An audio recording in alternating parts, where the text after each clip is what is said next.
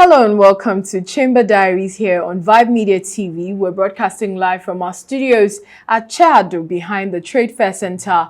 My name is Grace Babakman. Now let's take a look at our stories for the week.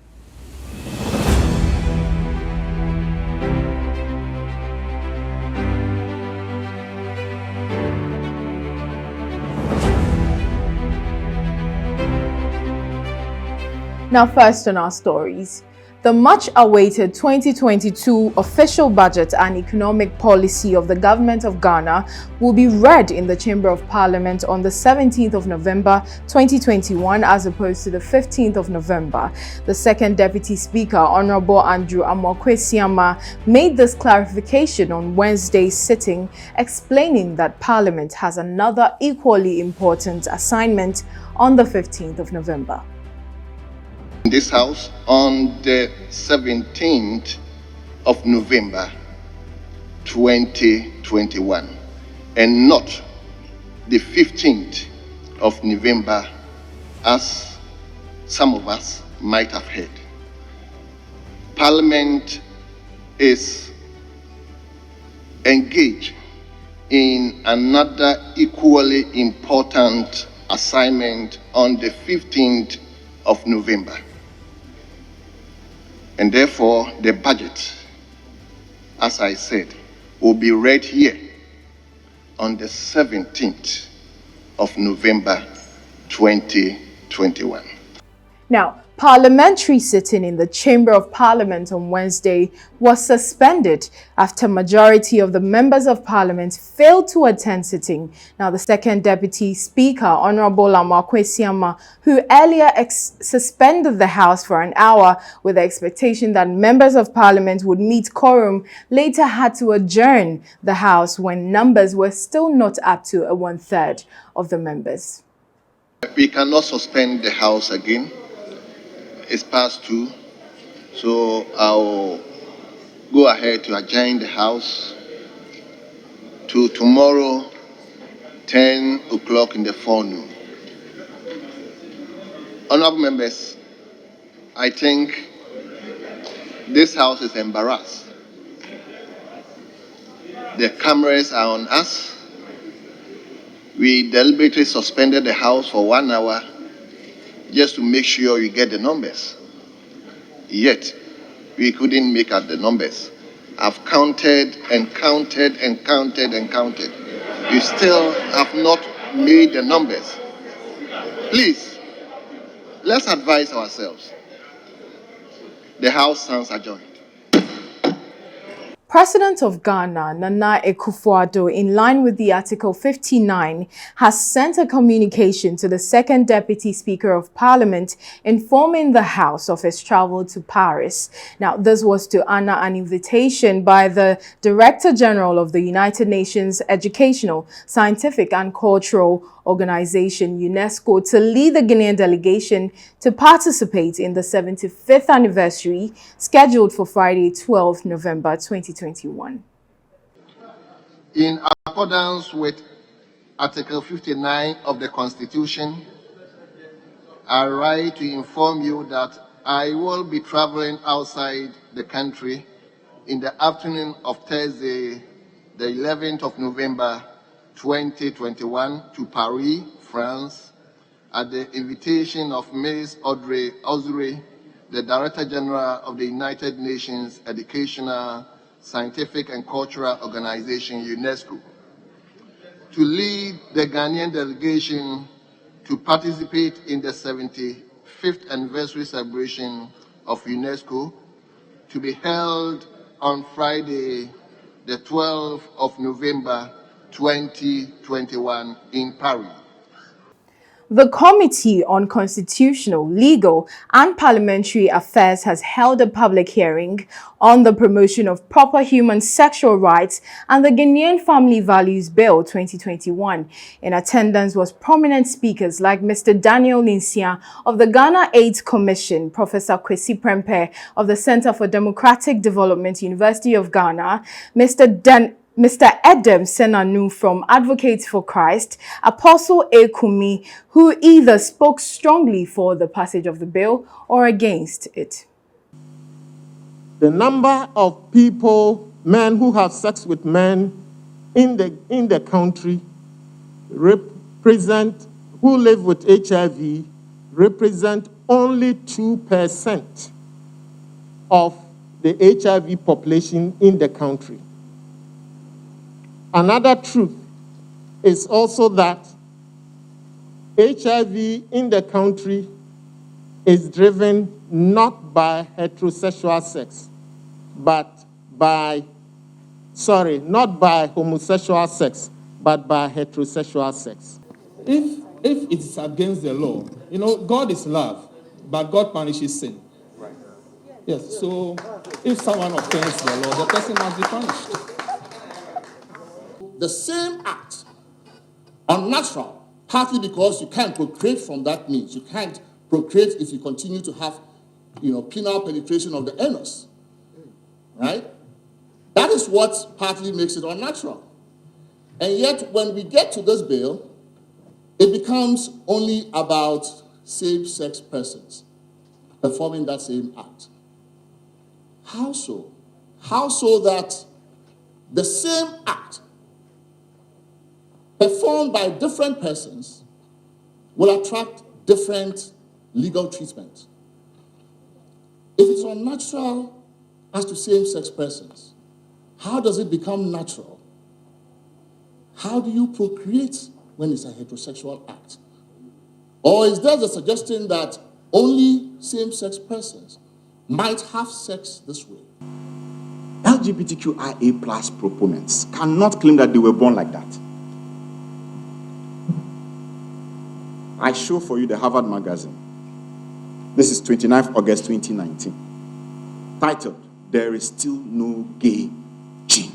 Now, in the same spirit of the passage of the LGBTQIA+ bill, Mr. Senanu has stated that a research named Ghana et al. 2019 investigated genomes on 500,000 people across the globe, which affirms that culture and environment account for 75% of sexual behavioral orientation, and ultimately that there is no gay gene.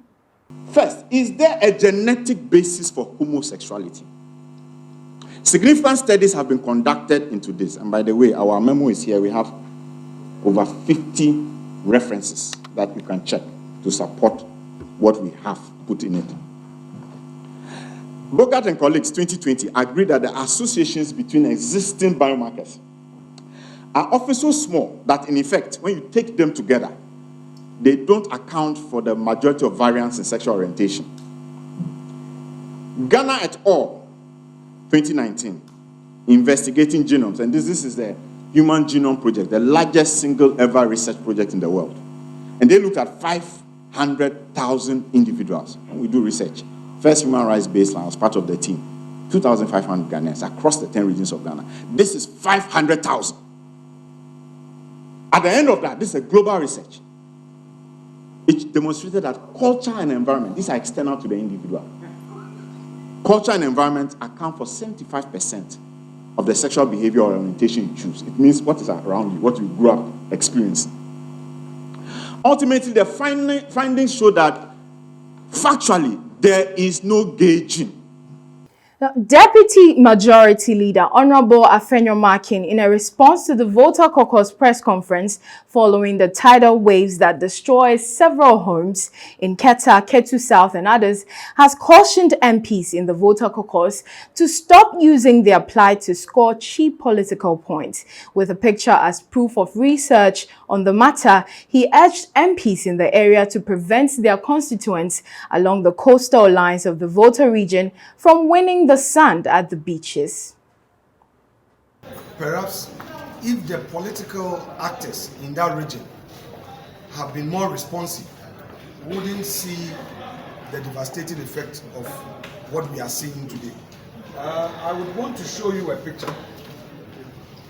This is what is happening at Keta, and if you go to Wikipedia, you will see this is a report, sun winning activity in Keta coastal area, and the source is coverghana.com.gh as of February 9, 2021. As of February 9, 2021. this is what is happening there.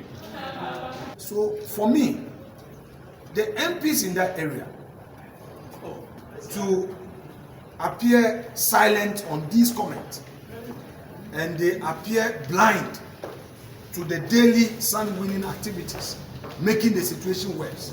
It's again very rich, because they are not interested as members of parliament. They are not interested in seeing to it that the human activities in that area are limited, because it is obvious that all the things that are happening are affecting the people and is making the situation worse. So, colleagues in the media, I would want you to now pose a question to our colleagues in that area, the MPs from the VOLTA region. They should tell us what steps they intend taking to stop the sun winning. It is obvious that it is making the situation worse. That notwithstanding, government intervention is assured. By the minister's statement, and is right here, I'm sure he would want to explain some further issues when you invite him to. Government takes Keta situation serious, and government will support the people in the Keta area. Thank you so much. For emphasis, I am calling once again on our colleagues in the VOLTA region to look at this as a national disaster and not look out for scoring cheap political points. Because obviously, we never heard them talk about the human activities going on at the Keta area, which has led to the unbearable effect of what we are seeing today. Now, let's look at minutes after, where the majority gave the press conference. The members of the VOLTA caucus, in a counter press release, agitated that pictures presented by the majority caucus was far from the sceneries along the coastal lines of the VOLTA region. Now, they maintained that issues concerning the tidal destruction was more than sun winning. They implored that attention should be directed to the 500 constituents who have lost their properties. The issue of sun winning is a very serious problem, not only in the VOLTA region, but across the country. So, ladies and gentlemen, the issues we are talking about are more than sun winning. First of all, we are dealing with immediate crisis. Just imagine waking up one morning and everything you've worked for your whole life is gone. And the government that is supposed to be responsible and at least come to your aid does not show up. And the answer from NADMO is that there's no resource. That's the issue. What do we do in place to make sure that we can really have emergency preparedness as a country, so that when these crises come, it can be addressed? And this is not only in the VOLTA region. Seaweed has taken over the coast of the western part of the country. Fishermen are helpless, and nobody shows up there. It's as if the government is not in place. NADMO tells us there's no resource. That is the first thing that must be addressed. And that was the core. The issue of sun winning is a very important one, but it has to be addressed. You tell me that the seaweed that has invaded the coast of the western region is as a result of the fault of MPs there. Listen, we are dealing with serious climate crisis, and we must address that. Well, sitting earlier today ended on a rather sad note as members of parliament eulogized the former president of Ghana, Flight Lieutenant John Rawlings, today as it marks the first anniversary after his passing.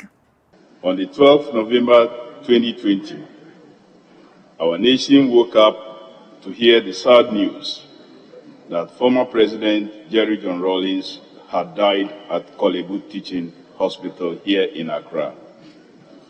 In line with our best Ghanaian traditions, friends and foes joined together in friendship and solidarity to give him a fitting farewell.